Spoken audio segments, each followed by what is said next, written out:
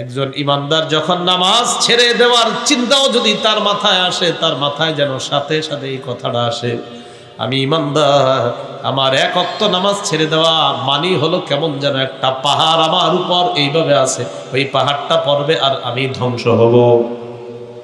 পাপাচার এরে আপনি মসজিদে নেন আর না নেন, এ বলবে নামাজ আচ্ছা পড়বো, আজকে না আগামীকাল, আচ্ছা পড়বো, একদিন পড়বো। পাপাচার বান্দার কাছে নামাজ পড়া না পড়াটা কোনো ব্যাপার না। ইমানদারের কাছে এক ওয়াক্ত নামাজের চিন্তা করা, ছেড়ে দেওয়ার চিন্তা করাটাও মনে হবে একটা পাহাড়, এই পাহাড় আমার উপর পড়বে আর আমি ধ্বংস হব। একজন ইমানদার এক ওয়াক্ত নামাজ ছেড়ে দেওয়াটা তার কাছে মনে হবে যে পাহাড় চাপা পড়ে ধ্বংস হয়ে যাওয়া যেমনটা চিন্তার বিষয়, এক ওয়াক্ত নামাজ ছেড়ে দেওয়াটা একজন মুমিনের কাছে এমন চিন্তার বিষয় যে না আমি কিভাবে ছাড়বো। আর পাপাচার্যে সে কি মনে করবে যে আমার নাকের সামনে দিয়ে একটা মাছি গেছে আবার চলে আসছে, এটা কোনো ব্যাপার না। মানে ও যদি মাসে একদিন নামাজ পড়ে, কয় পড়লাম এমনি, আবার যদি না পড়ে কয় না পড়ছি তো কি হয়েছে,